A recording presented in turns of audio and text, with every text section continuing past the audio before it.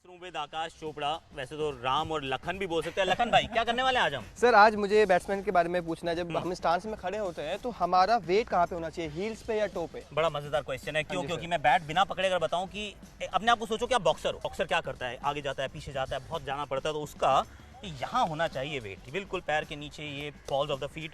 और अगर यहाँ रखेंगे तो हमारी मूवमेंट वैसी बनी रहेगी। अब स्टांस के अंदर अगर हमने हील पे रख दिया वेट, हाँ जी सर। हमने हील पे रख दिया, अब हम पीछे की तरफ गिर रहे हैं और हम बिल्कुल मूव नहीं कर सकते। हाँ जी। अगर आपने टो पे रखा तो आगे की तरफ गिरना शुरू कर दोगे। अगर आपने रखा बॉल्स ऑफ द फीट पे तो फिर आप आगे भी जा सकते हो, आप पीछे भी जा सकते हो।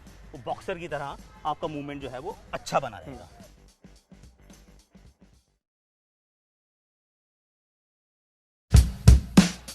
सर खराब फॉर्म जा ही नहीं पा रही है बिल्कुल भी। क्या करूं मैं? 4 महीने हो गए, परेशान हूं बहुत ज़्यादा। देख, उदास मत हो, परेशान मत हो। मुझे ग्रेग चैपल ने बात बताई थी और बड़ी सही बात बताई थी। वो ये कि अगर तुम सचिन तेंदुलकर के भी अगर इनिंग्स देखो ना तो 4 इनिंग में से 1 बार रन बनाता है। विराट कोहली के भी 4.5-5 इनिंग में 1 बार रन बनाता है। तो फिर आपकी अगर वो 4-5 इनिंग्स खराब हो जाए तो समझ लेना कि गुरु अब जो अगली इनिंग्स है ना वो अच्छी होने वाली है। खराब समय पीछे जा चुका है। अब कितनी इनिंग्स हो गई तेरी खराब? कितने दिनों से रन नहीं बनाया? सर 6 इनिंग्स हो चुकी हैं 6 हो गई ना, 7वीं अब तू रन बनाएगा। क्योंकि तेरी अपनी, अगर तू अपनी स्टैट्स चेक करेगा ना, हर 6ठी-7वीं इनिंग में तो तू भी 50 बनाता है। तो अब सोच कि बुरा वक्त बीत चुका है, अच्छा आने वाला है।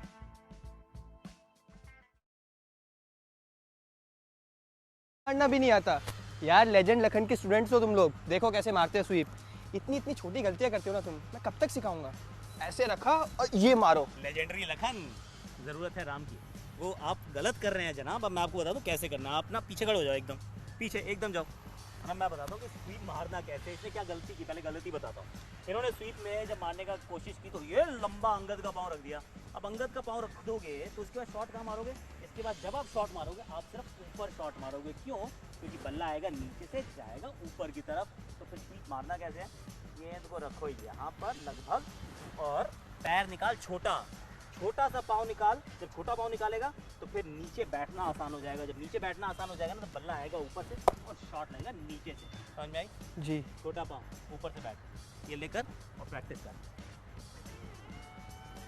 मैं छक्के मारने सिखा। हैशटैग क्रिकेट क्लासरूम विद आकाश चोपड़ा में आज बात करेंगे हेड पोजीशन की। सर स्टांस में खड़े होते वक्त एक परफेक्ट हेड पोजीशन क्या होता है बैट्समैन का? देखिए, सर बड़ा महत्वपूर्ण है क्योंकि सर हमारे शरीर का सबसे भारी हिस्सा है। जब आप स्टांस में खड़े होते हैं ना तो आइडियली सर जो है ये आपके 2 पैरों के बिल्कुल बीच में होना चाहिए जहां मैंने बैट रखा है। लेकिन अगर कुछ बदलाव करना हो तो आई एम स्टिल ओके कि अगर सर मेरा ये आगे वाले पांव के ऊपर चला जाए, हल्का सा आगे की तरफ स्टांस झुका हो और सर मेरा आगे वाले पैर के ऊपर हो।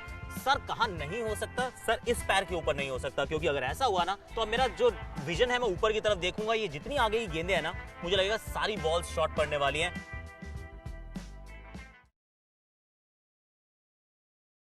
क्रिकेट क्लासरूम विद आकाश चोपड़ा और आज हम बात करने वाले हैं सर पैर अक्रॉस जो गिरता है बैट्समैन का, उसके बारे में। पैर अक्रॉस आपका भी गिर रहा है? हाँ जी सर। गिरने से क्या प्रॉब्लम हो रही है? सर मैं एलबी बहुत ज्यादा हो रहा हूँ। ये शुरू होता है एक्चुअली सर से। जहां सर जाएगा वहीं आपके पैर जाएंगे। अब बैटिंग में भी यही होता है। अगर आप स्टांस में खड़े हैं और आपका सर थोड़ा सा शरीर के बाहर चला गया, अब ये पाँव यहाँ निकल ही नहीं सकता। ये पाँव को यहाँ निकलना पड़ेगा और फिर बल्ले को कुछ इस प्रकार से बाहर से घूम के आना पड़ेगा इसको बल्ले पे लगाने के लिए गेंद को। अगर यही आपने सर को थोड़ा सीधा रखा, पैर निकलेगा सीधा और ये जो पैसेज है ना, ये पैसेज एकदम फ्री हो जाएगा और इसके कारण आप खेल पाएंगे सीधा। फिर बल्ले के बिल्कुल बीच में गेंद लगेगी, काम आसान हो जाएगा।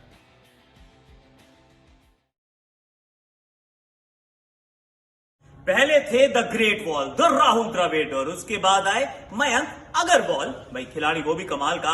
और अभी वर्तमान में कौन हमें मिला आज, उसका नाम है यशस्वी जायसवाल। अरे भाई जायसवाल क्या खिलाड़ी है, स्पेशल टैलेंट ही है ये लड़का ना। उस समय पहले तक वो आजाद मैदान पर वो पानीपुरी बेच रहा था, टेंट में रहता था। आज 2.5 करोड़ में खरीदा गया है राजस्थान रॉयल्स के द्वारा और वर्ल्ड कप में जड़ दिया है शतक। ये यशस्वी नाम से भी यशस्वी है, ये काम से भी यशस्वी है।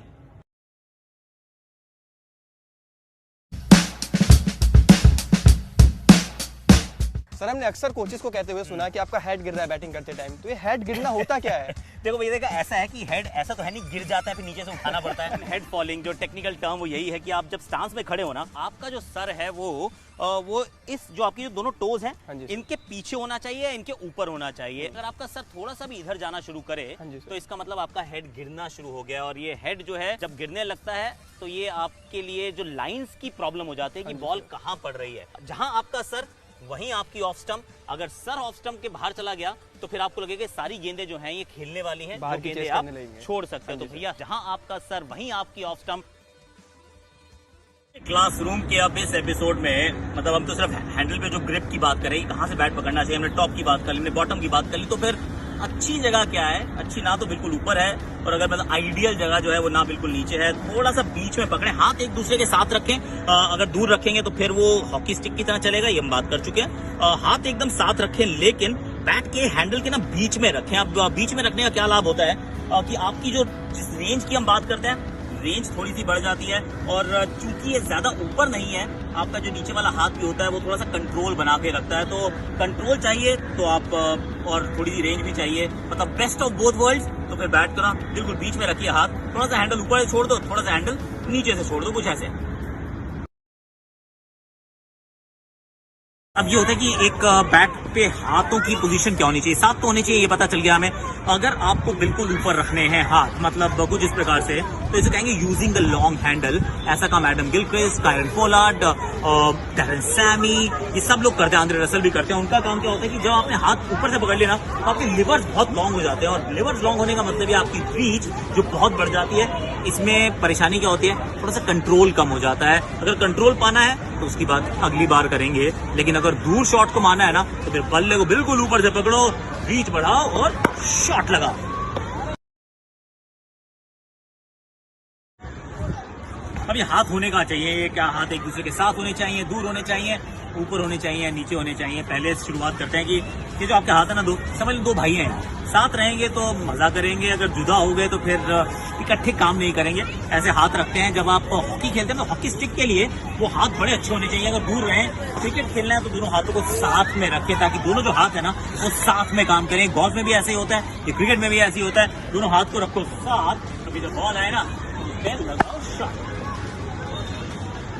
ट्रेंट बोल्ट की थ्रेट से निपटने के लिए क्या करना होगा भारतीय टीम को? मुझे लगता है कि एक चीज जो बतौर बल्लेबाज आपको हमेशा करनी चाहिए वो है कि लेफ्ट आर्म फास्ट बॉलर है ना, तो थोड़ा सा अपने स्टांस को खोल लीजिए। राइट हैंडर के सामने आप ऐसे रहते हैं, लेफ्ट आर्म के लिए हल्का सा अपने आप स्टांस को खोलिए ताकि दोनों आंखों से आप ये जो इस तरफ की गेंदें है ना, कई बार ये लेग स्टंप के बाहर पड़ेंगी, उनको देखिए, वो ब्लाइंड स्पॉट कहते हैं उसको आप बदल देंगे अगर आपने अपने शरीर को थोड़ा सा खोल लिया। दूसरी बात ध्यान रखने योग्य होती है, अब वैसे सारे राइट हैंडर है ना, तो फिर ये सर ना गिरे इस तरफ, क्योंकि जैसे ही सर गिरेगा आपका इधर पैर पड़ेगा क्रॉस, आप बन जाएंगे लेग बिफोर के कैंडिडेट। तो उससे अगर बचना है तो फिर सर को सीधा रखें और पैर निकालें सीधा, और फिर आपका जो पैसेज है जहां बल्ला आता है ये एकदम फ्री रहेगा। और शरीर के खेले पास ट्रेंट बोल्ट को आपको नलीफाई करना पड़ेगा, इस थ्रेट को हटाना पड़ेगा अगर न्यूजीलैंड को हराना है आज।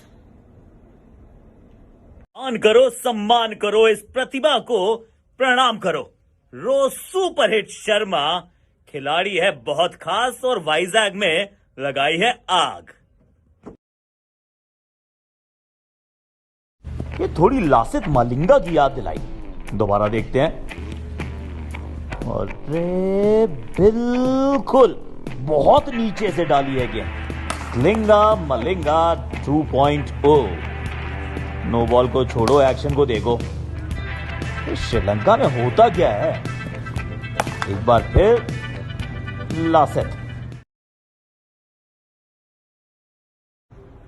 अब इंडियन टीम के सामने चुनौती रहेगी डेविड वार्नर को आउट करने की स्टीव स्मिथ को पहले डेविड वार्नर के खिलाफ बनाते गेम प्लान कि कहां कर सकते हैं गेंद। लेकिन बड़े छोटे से कद के हैं लेकिन बहुत पिटाई करते हैं, तो इनको शॉट मत डालना क्योंकि ये कट और ये पुल बहुत अच्छा लगाते हैं। तो फिर गेंदबाजी कहां करनी है, मैं कहूंगा थोड़ा आगे आप डालिए और इनसे थोड़ा दूर लेकर जाइए गेंद। वो वाली गेंद जिसको आपको ड्राइव मारना पड़े, वो भी कहां पे, थोड़ा सा मिड ऑफ की तरफ, वो कवर्स की तरफ। ये शॉट वो नहीं लगाते। तो बुमराह जैसे डीकॉक को आउट किया ना, बिल्कुल वैसे करना होगा वार्नर को और स्टीव स्मिथ। उनके लिए क्या करना है, उनका अलग सा एक खेलने का अंदाज है। कुछ बल्ला ऐसे उठाते हैं, यूं घूमते रहते हैं, ऐसे लगता है पैंट में ना चींटियां घुसी हुई हैं। लेकिन अब ये कहाँ शॉट नहीं लगाते, ये कवर्स में नहीं लगाते, लेकिन इनको स्टंप्स में नहीं, इनको ये बहुत दूर है 6वीं 7वीं 8वीं ये जो जगह है ना, यहाँ पे इनको गेंद डालो, इनको मारो यहाँ पे शॉट, वहां ये शॉट नहीं लगाते। स्पिन ये अच्छी खेलते हैं, तो मैं कहूंगा पेस के साथ अटैक करें और बड़ी दूर वाली लाइन डालें। स्टीव अनस्टॉपेबल स्मिथ को आउट करना होगा अगर भारत के मुकाबले।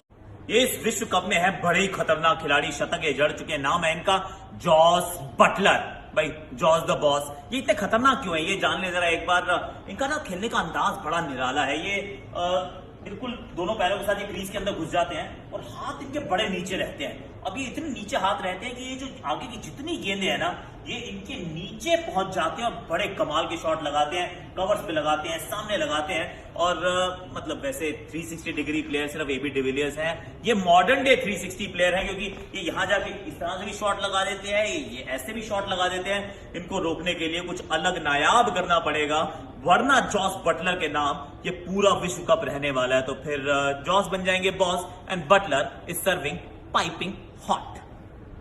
ड्राइव मारने जाता है तो वो क्या करता है कि जनरली अपना जो बॉटम हैंड है उसको टाइट रखता है। देखिए इस तरीके से, जो गलत है। जब हम कवर ड्राइव मारते हैं तो हमारा ये जो बॉटम हैंड है, ये 2 फिंगर और ये थंब इस तरीके से रिलीज रहना चाहिए। और ये इससे क्या है, ये रिलीज होने से कवर ड्राइव में हमारा बैट का फ्लो पूरा डेवलप होता है। पर जनरली बैट्समैन क्या करते हैं, ये पूरा ऐसे पकड़ लेते हैं जिससे बैट ब्लॉक हो जाता है।